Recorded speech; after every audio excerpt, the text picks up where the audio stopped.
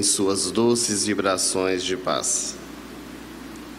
Naquele final de tarde, Jesus encontrava-se nas escadarias do grande templo de Jerusalém, o templo erguido pelo rei Salomão. A multidão subia e descia aquelas escadas para fazer as suas oferendas, para fazer as suas oblações e poderem cumprir com as tradições judaicas. O mestre era quase imperceptível. Ali nas escadarias contemplava a beleza da natureza e o anoitecer que já caía em Jerusalém. Quando de repente surgiu uma mulher de rara beleza. Os seus cabelos negros lhe batiam a cintura. O seu corpo era encantador. Exalava um perfume e, à medida que andava, os seus braceletes e pulseiras tilintavam. Ela aproximou-se de Jesus e, com a voz doce e afável, disse a ele: Ó Nazareno belo, eu sei que tu és nazareno, porque os teus cabelos estão divididos ao meio. Mas eu também sei que acabas de chegar na nossa cidade, porque os teus pés ainda estão sujos pela poeira da estrada. Hoje eu quero te fazer um convite. É o meu aniversário. Darei um banquete em minha casa e gostaria que tu fosses. Tu irás? Jesus olhou para aquela mulher desconhecida e, com a bondade que lhe era peculiar, ele lhe disse: Hoje eu não posso. Ela assustou-se, afastou-se um pouco do rabi e lhe disse: Mas, ó Senhor, é uma data tão importante para mim. Eu desejava tanto que tu fosses. Eu colocaria uma escrava seminua para bailar, lavar os seus pés com perfume e enxugar com seus cabelos. E um dia eu direi que o homem belo como a madrugada, bravio como o mar, que tem a voz dúlcida como um favo de mel, esteve em minha casa, me ofereceu tanto e não me pediu nada. Tu virás. Jesus, mantendo a mesma mansuetude, lhe disse: Hoje eu não posso. Mas um dia que não está nem muito longe, nem muito perto, eu irei te visitar. Ela fechou o senho, um tanto quanto transtornada, e lhe disse: Mas para mim não existe o amanhã. Eu vivo hoje, eu vivo agora. Eu sou vendedora de ilusões. Os homens me disputam como se eu fosse um objeto valioso. Eu te convido, porque eu vejo em teus olhos uma estranha chama, e assim eu procedo, porque te amo. Tu virás ou não? E Jesus, diante do desequilíbrio daquela mulher equivocada, ele mantém a sua serenidade e afirma mais uma vez: Hoje eu não posso. Ela virou as costas para Jesus e sumiu no meio da multidão. O mestre continuou cantando as boas novas de alegria.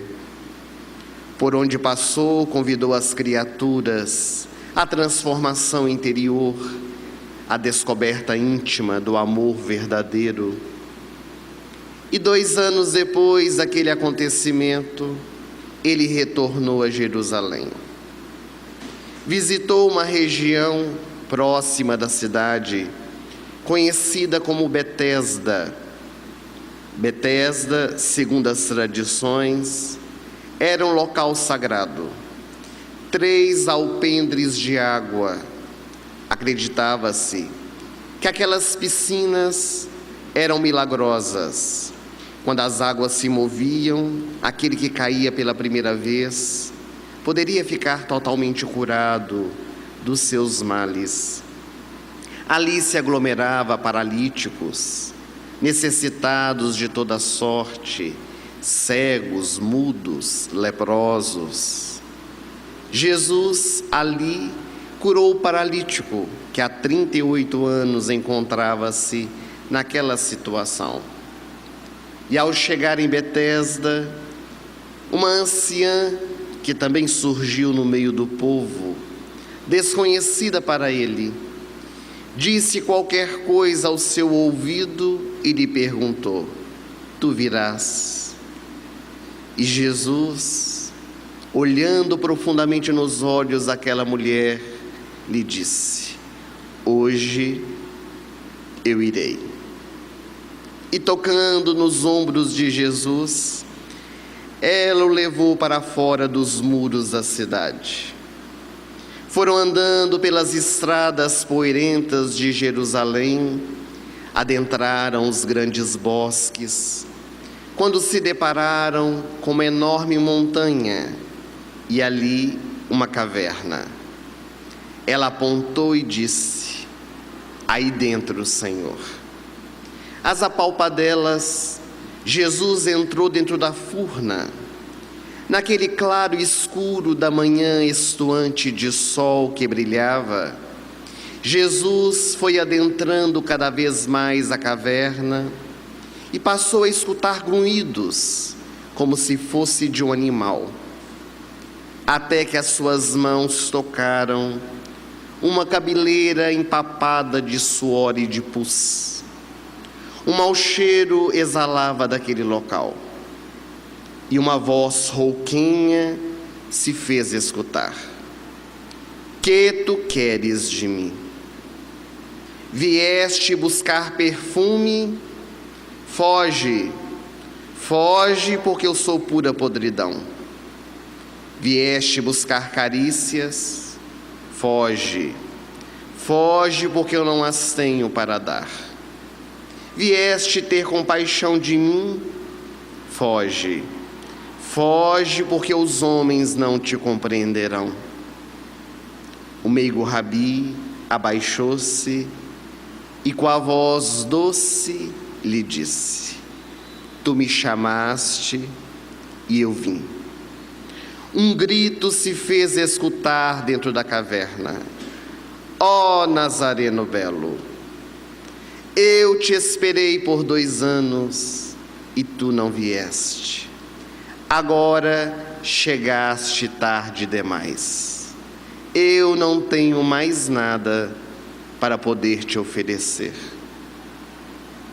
Jesus, naquele instante, com seus braços fortes, tomou aquela mulher nos seus braços, a retirou de dentro da furna e, ao sair do lado de fora, ela levou as suas mãos cobertas pela lepra, aos seus olhos com glaucoma e tracoma cheios de pus, abaixou a cabeça e, embargada pela emoção, ela disse mais uma vez: ó Senhor, eu não tenho nada para poder te oferecer. E Jesus, recordando-se daquele encontro que acontecera 2 anos antes, e da frase que ela havia lhe dito, então pôde falar ao seu coração: eu vejo em teus olhos uma estranha chama, e assim procedo porque te amo. Já que não tens mais nada para me dar, dá-me a tua alma. E foi nos braços de Jesus que aquela mulher retornou à pátria espiritual. acolhida pelo Mestre dos Mestres. Jesus é o Mestre por excelência, o maior pedagogo que já existiu na face da terra. O grande filósofo e escritor francês Ernesto Renan, quando realizou um discurso na aula inaugural do Collège de France em Paris, ele chegou a afirmar que Jesus é um homem incomparável, porque todos os homens e todas as mulheres nasceram, viveram e morreram dentro da história. Jesus não. Jesus foi tão grande que dividiu a história ao meio, antes e depois do seu nascimento. Desceu dos páramos da luz para conviver conosco nas trevas a nossa ignorância. Segundo Allan Kardec, na questão 625 de O Livro dos Espíritos, quando ele questionou as entidades venerandas qual era o modelo e guia que a humanidade havia recebido para lhe servir de norteio, os imortais responderam: Jesus de Nazaré. Realmente, este homem incomparável deixou um rastro de luz inapagável, para que nós outros, que pudéssemos seguir os seus ensinamentos, tivéssemos condições também de iluminar os nossos corações, regressando aos braços do Pai, de onde saímos e para onde vamos retornar com nosso esforço e com nosso trabalho. Carl Gustav Jung, o notável psicanalista austríaco, ele chegou a afirmar que a criatura humana que está aqui na Terra, ela possui duas energias que controlam o seu organismo. Ele chamou essas duas energias de ânimos e ânima. O ânimos é o lado masculino que todos nós possuímos, e o ânima é o lado feminino. Geralmente, quando um espírito enverga um corpo masculino, apresentará em maior quantidade a energia ânimos, da virilidade, da força. E quando o espírito enverga um corpo feminino, apresentará o ânima, que é o lado feminino, da docilidade, do sentimento, com algumas exceções. Mas é através das sucessivas reencarnações que o espírito ele encontra o equilíbrio dessas duas forças para seguir o caminho do meio a que se referiu Buda, nem uma margem e nem a outra. Em Jesus, nós encontramos o perfeito equilíbrio do ânimos e do ânima, embora ele tenha envergado, quando esteve aqui na Terra, um corpo masculino. Jesus usou da masculinidade nos momentos que eram propícios e usou da feminilidade nos momentos que julgou apropriado. Com os doutores da lei, muitas vezes Jesus olhava para aqueles saduceus, fariseus que desejavam tentá-lo com seus questionamentos, e ele dizia: sepulcros branqueados por fora e cheios de podridão por dentro. Raça de víboras, até quando eu permanecerei convosco? Era o lado ânimos de Jesus, da força, da masculinidade. Mas por outro lado, quando Jesus encontrava-se assentado nas raízes de uma árvore, em Cafarnaum, envolvido pelos seus apóstolos, e crianças vieram correndo para poder abraçá-lo, os apóstolos impedem que elas se aproximem. Eis que Jesus ali assentado diz: deixai vir a mim as criancinhas. E nós não podemos imaginar que o meigo rabi naquele instante esteja carrancudo ou mal-humorado, assentado nas raízes da árvore, senão com um sorriso nos lábios, para acolher aquelas criancinhas que se achegam, abraçam a Jesus, e uma delas, assentando-se no colo do Mestre, escuta da sua boca: aqueles que se assemelharem às crianças, estes entrarão no reino dos céus. No transcorrer das suas atividades missionárias aqui na terra, este homem chamado amor, com seus recursos pedagógicos, pôde trazer o ensinamento que cada um necessitava, de acordo com a necessidade do aprendizado de cada indivíduo que se achegava a ele. Quando nós lemos as páginas do Evangelho, mais tarde desdobradas pelo Espiritismo, através da mediunidade de Francisco Cândido Xavier, de Valdo Pereira Franco e outros, nós vamos perceber o quanto Jesus, na sua sabedoria, tinha a palavra certa na hora exata. Com cada indivíduo, ele agia de maneira diferente para dar o método educativo que o indivíduo precisava. É muito comum na nossa estrada evolutiva, principalmente no contexto familiar, muitos pais dizerem assim, aqueles que têm muitos filhos: eu ofereci a mesma educação a todos os meus filhos, e eles são tão diferentes, não sei compreender porquê. E é aí que está o equívoco. Ofereceu a mesma educação a todos os filhos.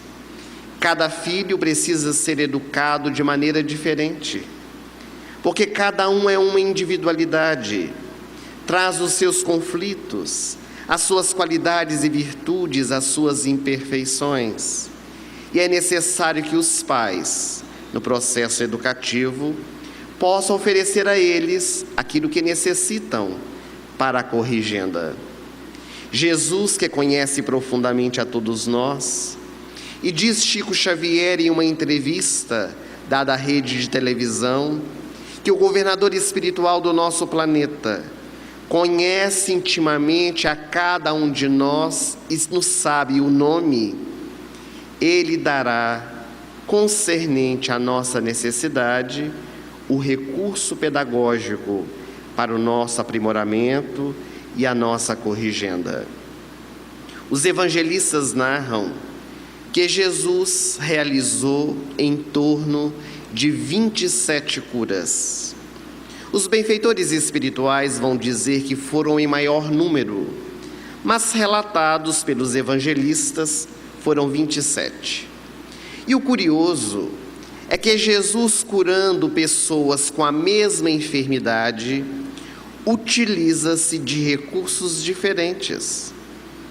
Quando, por exemplo, Jesus cura o paralítico de Cafarnaum, aquele que desce pelo teto da casa de Simão Pedro, e o mestre, olhando para ele, lhe pergunta: Natanael ben Elias, que tu queres de mim? Eis que o paralítico, assustado, porque Jesus nunca o havia visto e sabia o seu nome, disse-lhe: mas Senhor, tu me conheces. Se tu sabes quem sou, tu sabes o que eu mais desejo. Eu quero as minhas pernas de volta. O mestre, olhando para Natanael, lhe disse: os teus pecados estão perdoados. Naquele momento, o murmúrio se faz dentro da saleta do casebre de Simão. Eram os doutores da lei que diziam: mas quem é esse homem para curar pecados de alguém? E então Jesus, escutando aqueles que falavam, olhou para eles e disse: que é mais fácil? Dizer a esse paralítico que aqui está: os teus pecados estão perdoados, ou dizer a ele, levanta-te e anda. E como se uma catapulta fosse colocada nas costas de Natanael, ele levantou-se e começou a dar os primeiros passos como uma criança que aprende a andar. A vontade de Natanael era ajoelhar aos pés de Jesus para poder agradecê-lo. Mas o mestre traz uma frase, a mais significativa de todas elas, que era o recurso pedagógico para a cura de Natanael. Agora, toma o teu leito sobre as tuas costas e volta para a tua casa.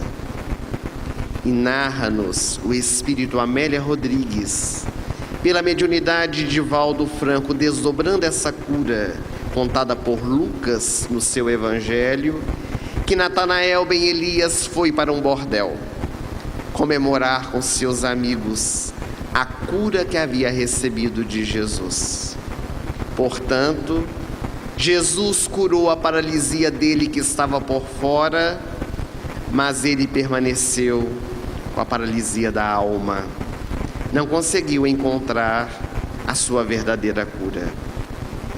Mas o poço de Betesda, já referido nessa manhã, quando Jesus cura o paralítico que há 38 anos encontrava-se naquela situação, Jesus utiliza-se de outro processo educativo. Aproxima-se dele e lhe pergunta: tu queres ser curado? E o paralítico levanta os olhos, olha aquele nazareno que está à sua frente e lhe diz: ó Senhor, mas eu sou trazido aqui há 38 anos pelos meus amigos e nunca logrei encontrar a cura, porque quando as águas se movimentam, outro cai antes de mim.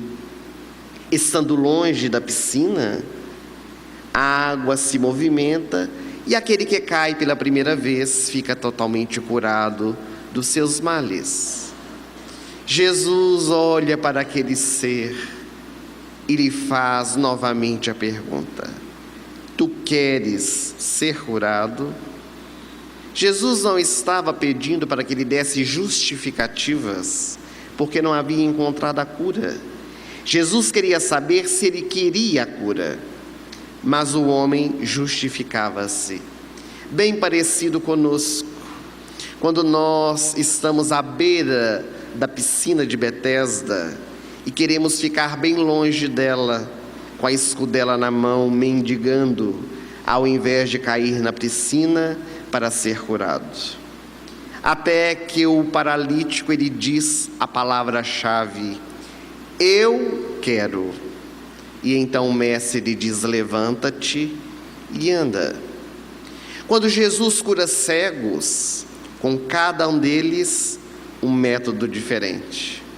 Ao chegar na cidade de Jericó, eis que Bartimeu, que ficava à porta, ele gritava: Jesus, filho de Davi, tem compaixão de mim. Jesus, filho de Davi, tem compaixão de mim. E o mestre, quando para a marcha, pede para que tragam à sua presença aquele homem. Ele não vai até Bartimeu, ele deseja que Bartimeu venha até ele.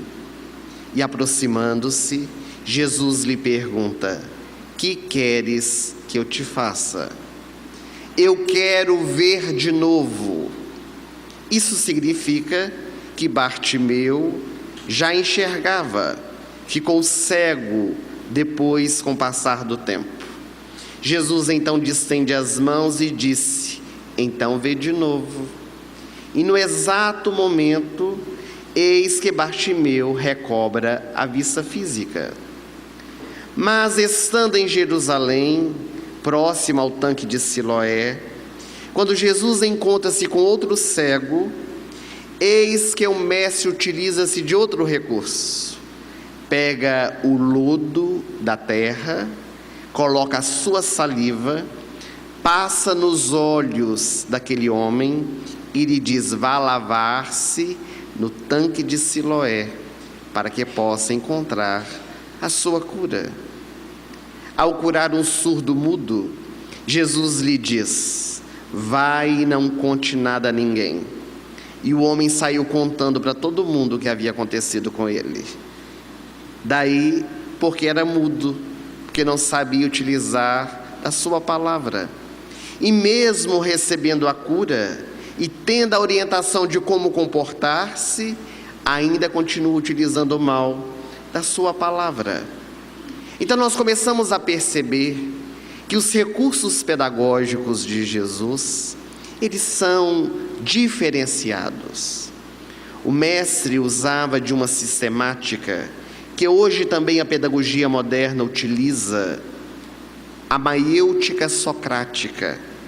Quando era questionado por alguém, ao invés de dar a resposta, ele fazia uma contrapergunta, para que o indivíduo pudesse buscar dentro de si mesmo a sua resposta. É famosa a parábola que Jesus conta, a parábola do samaritano, que surgiu a partir de um questionamento. Quando o doutor da lei, aproximando-se de Jesus, lhe perguntou: mestre, o que eu devo fazer para herdar a vida eterna? E Jesus lhe pergunta: que está escrito na lei? Como lês tu? A pergunta de Jesus já é de extrema sabedoria, porque é bem diferente o que está escrito daquilo que nós lemos. Quando nós lemos um texto, nós decodificamos a mensagem segundo o nosso entendimento da vida. E como Jesus sabia que aquele era um doutor da lei, conhecia profundamente a Torá hebraica, o livro sagrado do judaísmo, ele sabia exatamente o que deveria fazer para herdar a vida eterna. E realmente o sabia, porque o homem responde: amarás o Senhor teu Deus com todas as tuas forças, com todo o teu entendimento, com toda a tua alma, e ao teu próximo como a ti mesmo. Respondeste bem, faze isso e viverás. E então o doutor da lei pergunta: mas quem é o meu próximo? E Jesus, como um bom mestre pedagogo, não responde. Conta para ele uma história, a parábola do samaritano, que todos nós conhecemos. O homem que descia de Jerusalém para Jericó, caiu nas mãos dos salteadores, que o deixaram meio morto e seminu. E descendo por aquele caminho, um sacerdote e um levita fingiram não vê-lo. Mas um samaritano que ia de viagem, ao vê-lo, foi tomado de compaixão. Lavou as feridas com azeite e vinho, levou uma hospedaria, cuidou dele e pagou 2 denários para o hospedeiro para que continuasse cuidando, prometendo que quando retornasse restituiria tudo mais que gastasse. E ao terminar, Jesus pergunta: quem é o próximo daquele que estava caído ao chão? E o doutor da lei, que entendeu muito bem a história, responde: aquele que usou de misericórdia para com ele. A pergunta do doutor da lei parece ser capciosa: quem é o meu próximo? Mas em verdade, naquela época, haviam 2 escolas judaicas. Uma delas, ortodoxa, defendia que o próximo era somente os judeus, os da mesma raça, que deveriam ser auxiliados. E a outra corrente, mais espiritualizada, dizia que o próximo era qualquer indivíduo, qualquer pessoa que necessitasse, que estivesse ao nosso lado. Ora, se Jesus, que fazia parte dessa corrente espiritualizada, dissesse ao doutor da lei que próximo era qualquer pessoa que estivesse ao lado, o doutor da lei dizia: mas eu não sou dessa escola, então o seu ensinamento não serve para mim. Então Jesus, ele conta a parábola com um detalhe que passa despercebido por nós.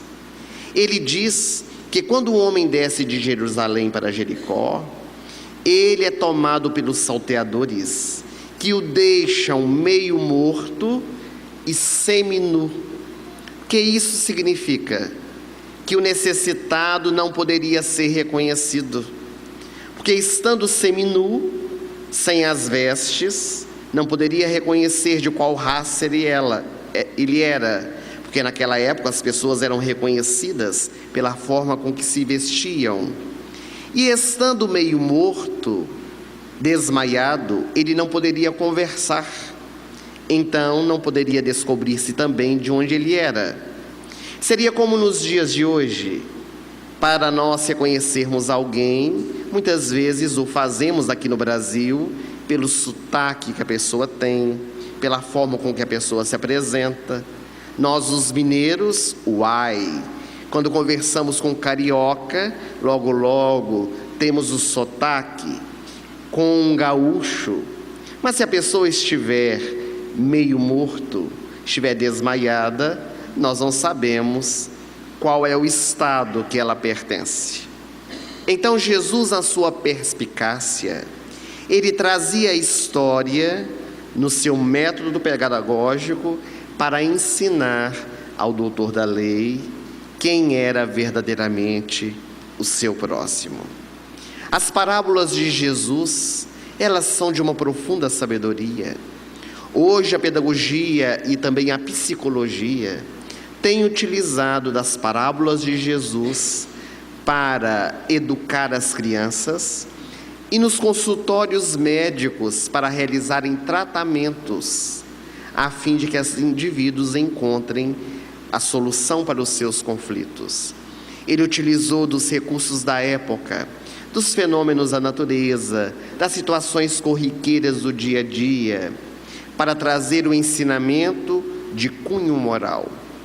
Kardec, na questão 627 de O Livro dos Espíritos, ele que era um grande pedagogo, ele questiona: ora, se os benfeitores nos apresentam Jesus como modelo e guia da humanidade, para que serve então o ensinamento dos Espíritos? Para que serve o Espiritismo? E eles respondem: porque Jesus utilizava dos recursos simbólicos para poder trazer os seus ensinamentos. É necessário tirar o espírito da letra para nós compreendermos as suas lições. E é justamente este trabalho que a doutrina realiza, podendo descortinar os ensinamentos para podermos usá-los no nosso dia a dia. Também é notável a pedagogia de Jesus nos diálogos que ele realiza com pessoas que cruzam o seu caminho, com cada indivíduo uma postura diferente. Especialmente no livro Boa Nova, psicografia de Francisco Cândido Xavier, pelo espírito Humberto de Campos, ali vamos encontrar memoráveis encontros, onde Jesus, dialogando, traz a pedagogia concernente à necessidade de cada um.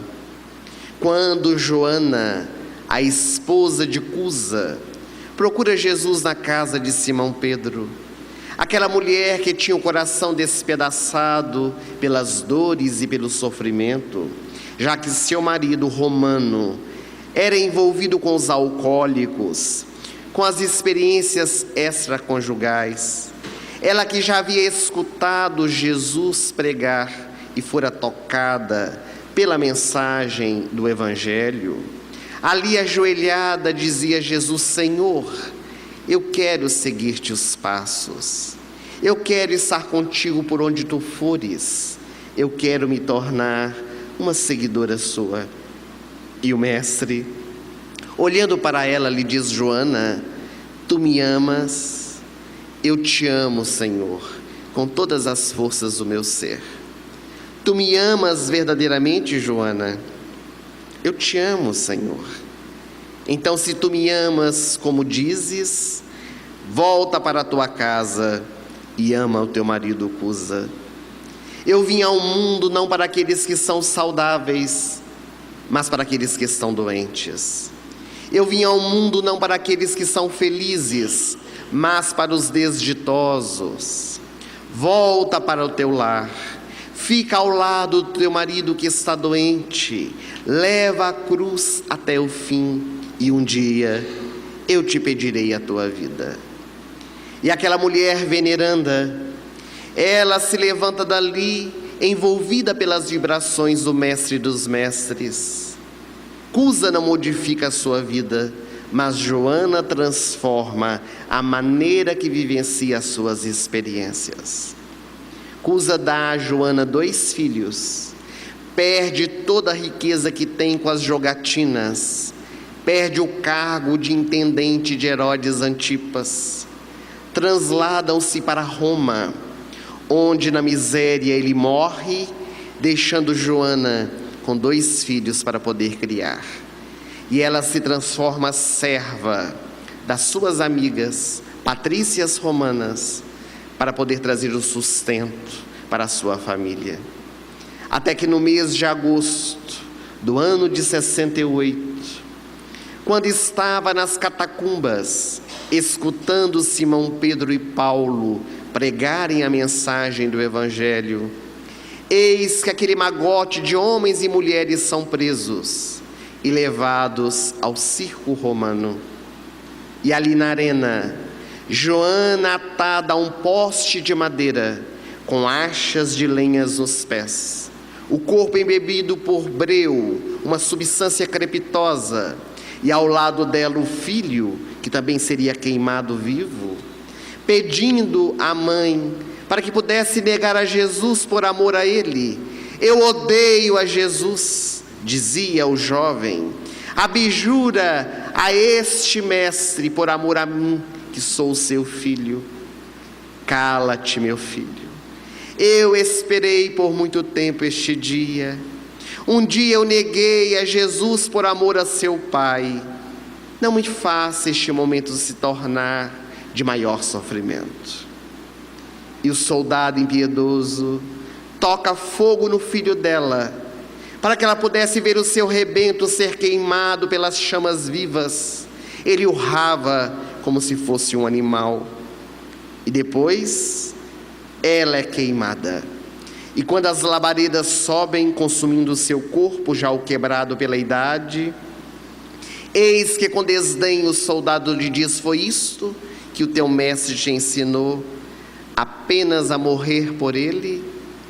E ela, buscando forças onde não tinha, disse: não apenas a morrer, mas a te amar e a te perdoar. E quando ela dá o último suspiro, 2 mãos distendidas que ela tanto conhecia, as mãos de Jesus, que vem acolher em seus braços Joana de Cusa, o maior exemplo que temos nas páginas do Evangelho de uma mulher mãe, esposa, que levou a sua tarefa até o fim. Jesus, com seus encontros, ele tinha a palavra certa, o silêncio na hora exata. Conviveu com homens considerados de má vida. Esteve na casa de Zaqueu, cobrador de impostos, transformando o seu viver. Diante de Pôncio Pilatos, quando iria ser julgado no pretório, e aquele que era o representante do imperador lhe pergunta se ele era o rei dos judeus, Jesus lhe diz: tu dizes, não eu.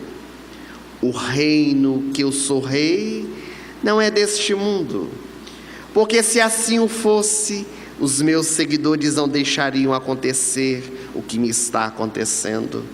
Eu venho trazer ao mundo a luz da verdade. E o que é a verdade? Perguntou Pilatos. E Jesus, na sua pedagogia, silencia. Pilatos não saberia compreender o que era a verdade. Jesus contou ao seu lado com 12 seguidores, a quem ele chamou apóstolos. E esses 12 homens, que eram homens comuns, pescadores, homens do povo, que não eram espíritos perfeitos, como muitos acreditam, Eram espíritos preparados para o trabalho, mas também tinham as suas dificuldades interiores. Porque se eles fossem perfeitos, hoje o cristianismo não seria uma das maiores religiões do mundo. Quando nós vemos um apóstolo que trai, que nega, que duvida, nós nos refletimos neles. E é por isso que seguimos os caminhos de Jesus. E na convivência com esses 12 homens, Jesus utiliza-se de recursos pedagógicos diferentes para cada um deles. É tão curioso, porque quando o mestre chamou Judas Iscariotes para se tornar um dos seus apóstolos, Judas, que havia vindo de uma cidade chamada Queriote, uma cidade bem pequena, e desejava alcançar poder e também riquezas, abriu em Cafarnaum uma tenda no mercado para vender quinquilharias e peixes.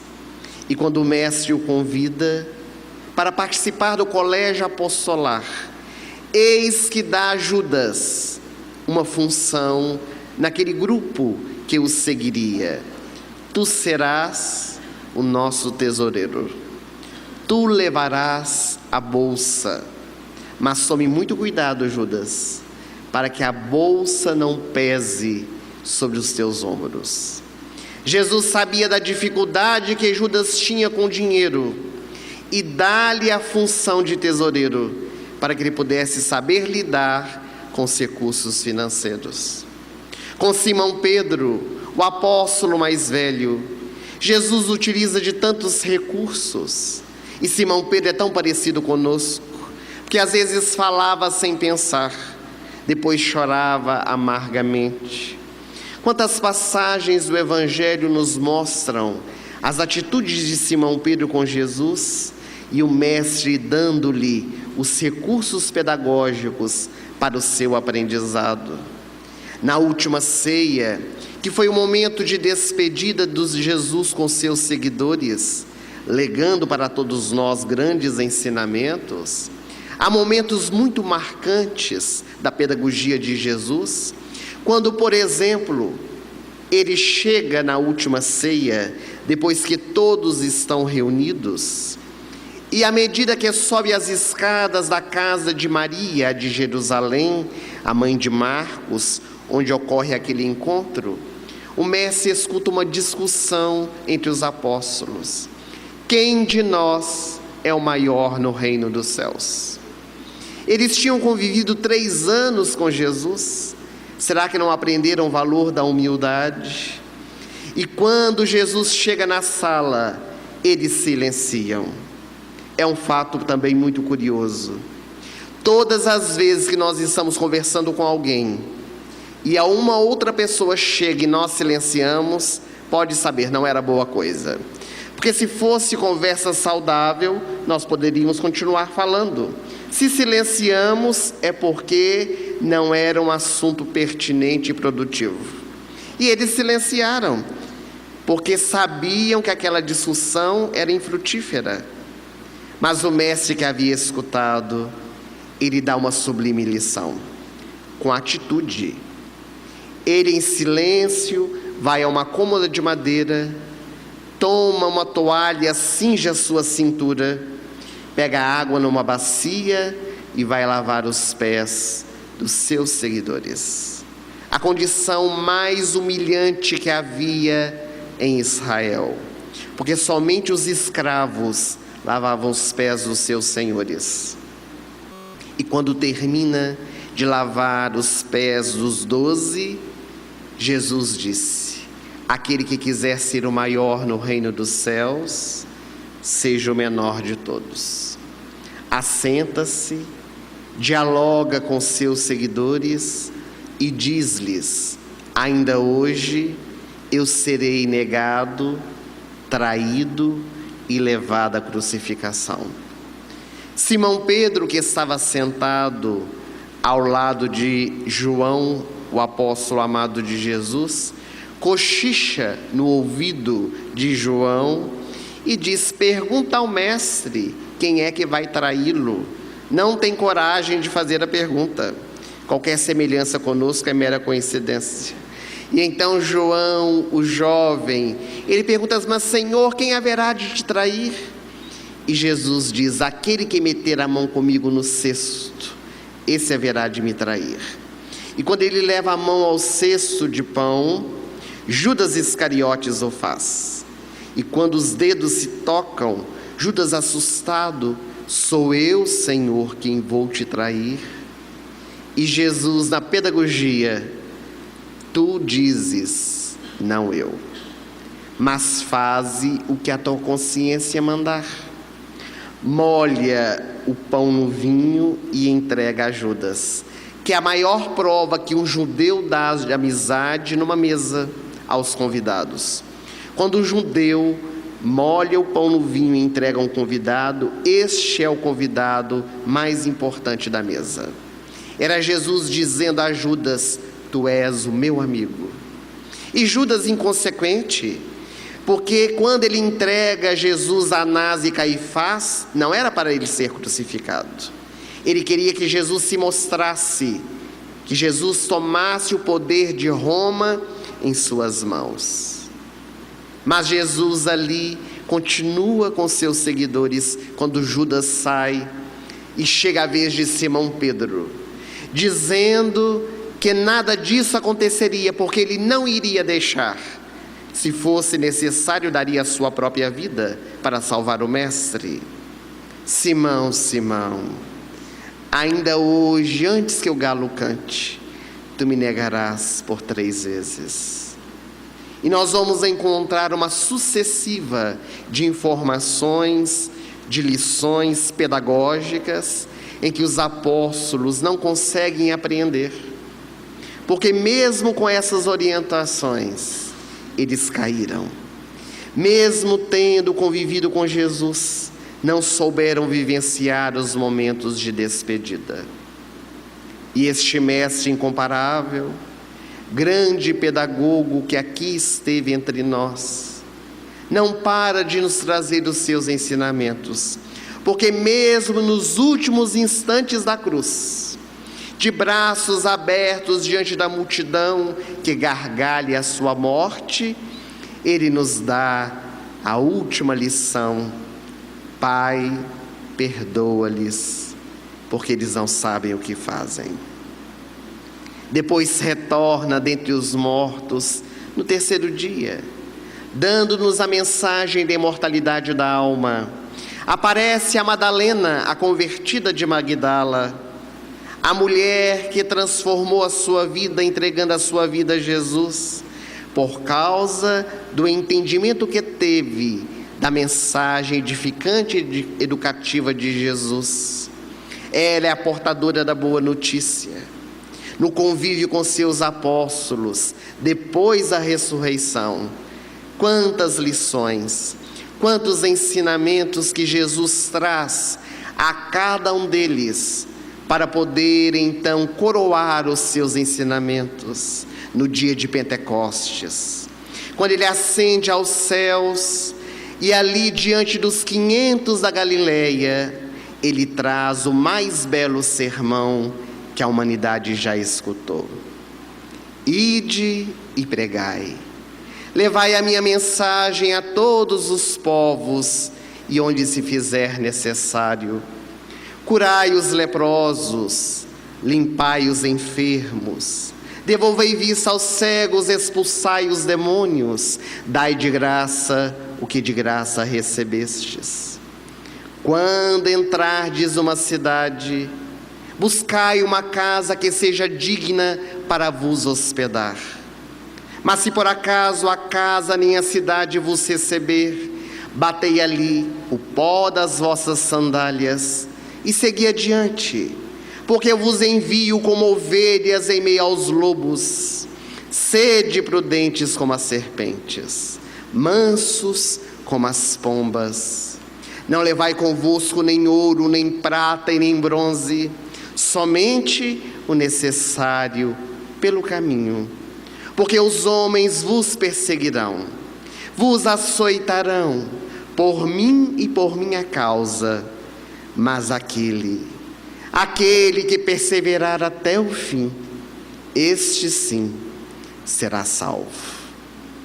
E a mensagem grandiosa do Evangelho de Jesus, passado 2000 anos, encontra-se atualíssima para que nós outros, os cristãos, tomando dos seus ensinamentos, possamos continuar educando-nos e reeducando-nos para fazer brilhar a nossa luz diante dos homens, nos iluminando e iluminando a todos aqueles que estão ao nosso derredor.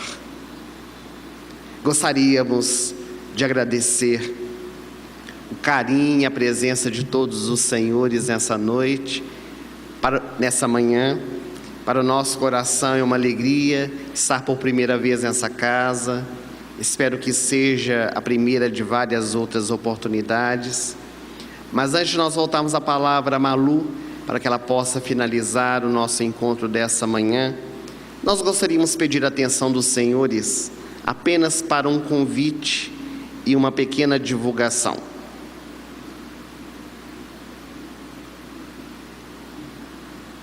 O convite que nós gostaríamos de fazer a todos os senhores é a respeito de uma caravana que nós vamos realizar em julho de 2019. Essa caravana, ela terá o intuito de visitar as terras onde Jesus passou, pelos caminhos de Jesus, andando e cantando. Durante 17 dias nós vamos visitar Belém, a cidade onde ele nasceu, Nazaré, vamos a Cafarnaum, a Magdala, a Jericó, terminando os dias em Jerusalém. Muito mais que uma viagem turística, é uma viagem de estudo, onde à luz da doutrina espírita nós vamos compreender o Evangelho. Nessa viagem nós teremos a presença da Elizabeth Lacerda, que vai fazer a parte musical. Ela vai trazer as músicas para nós interiorizarmos os ensinamentos do Evangelho. Aqueles que tiverem interesse em saber um pouco mais da viagem, podem nos procurar ao final da nossa reunião. A divulgação que nós temos é a respeito de uma ONG que nós fazemos parte, conforme a Malu nos apresentou. Nós somos integrantes da Fraternidade Sem Fronteiras, uma organização que tem realizado atividades não apenas na África, como aqui no Brasil. Hoje nós temos na África mais de 15 mil crianças que estão em Moçambique e Madagascar, acolhidas em 26 unidades do nosso projeto. Aqui no Brasil, nós temos frentes de trabalho em Roraima, com os nossos irmãos da Venezuela. Temos também na Paraíba, com as crianças com microcefalia. E temos em Campo Grande, no Mato Grosso do Sul, trabalhos com jovens da zona periférica da cidade, que vão ser acolhidos para uma orquestra sinfônica, onde a arte é transmitida àquelas crianças. Aqueles que tiverem interesse em apadrinhar o nosso projeto, porque ele só pode funcionar com o auxílio de muitos que queiram engrossar as fileiras junto conosco, também podem nos procurar no final. Nós temos as fichas de adesão para o apadrinhamento, ou então a pessoa pode fazer pelo site. Há várias formas de poder auxiliar. Em especial, nós temos vários livros publicados, 25, cuja renda é revertida para instituições de caridade, entre elas a ONG que fazemos parte. Temos alguns livros infantis que podem ser usados na evangelização, no culto no lar. Nós temos uma sacolinha, por exemplo, que vem com 10 livrinhos, falando a respeito de valores, para que a criança possa aprender desde cedo as qualidades e virtudes. Dentre os livros que nós estamos expondo, os únicos que não são de nossa autoria são essas sacolinhas. Eles são escritos por uma psicóloga e pedagoga que traz os recursos pedagógicos para nós trazermos aos nossos filhos. O nosso último lançamento para os adultos é o livro Shalom Adonai, que significa paz do Senhor. Este livro nós psicografamos o ano passado, quando nós estivemos em Israel, e durante a viagem o espírito Rabindranath Tagore que foi um poeta indiano, ele escreve mensagens a respeito de Jesus. No livro, nós temos várias fotos da viagem, facilitando com que a pessoa possa viajar com o benfeitor espiritual e poder entender a mensagem com maior facilidade. Por fim, nós vamos pedir à nossa técnica para que possa passar um pequeno vídeo falando a respeito da Fraternidade Sem Fronteiras. Essa música que nós vamos escutar é de uma cantora portuguesa chamada Marisa, que deu os direitos autorais para a Fraternidade Sem Fronteiras, porque a música, ela fala realmente do amor que não tem fronteiras. Nosso muito obrigado pela atenção, pelo carinho de todos vocês e até uma breve oportunidade, se Deus quiser. Ao final, nós estamos um pequeno estande montado para maiores informações a respeito de tudo aquilo que divulgamos. Muito obrigado.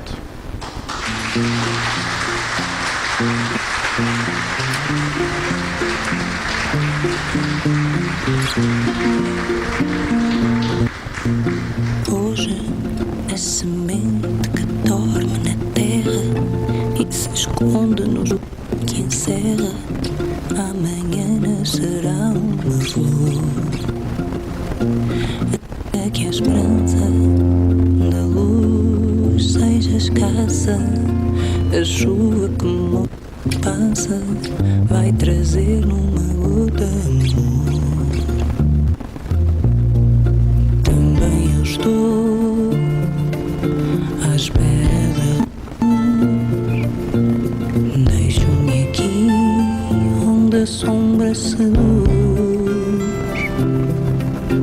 Também eu estou à espera de mim. Algo me diz que a tormenta passará. É preciso perder para depois se ganhar, mesmo sem ver, acreditar. É a vida que segue e não espera pra gente, cada passo que temos em frente, caminhando sem medo de errar. Creio que a noite sempre se tornará e o brilho que o sol irradia há de sempre me iluminar. Quebro as algemas neste meu lamento, se renasço a cada momento, meu destino na vida é maior. Também eu vou em busca da luz, saio daqui onde a sombra seduz. Também eu estou à espera de mim. Algo me diz que a tormenta passará. É preciso perder para depois se ganhar, e mesmo sem acreditar. A vida segue e não espera pela gente, cada passo que dermos em frente, caminhando sem medo de errar. E creio que a noite sempre se tornará dia, e o brilho que o sol irradia há de sempre nos iluminar. Sei que o melhor de mim está para chegar. Sei que o melhor de mim está por chegar.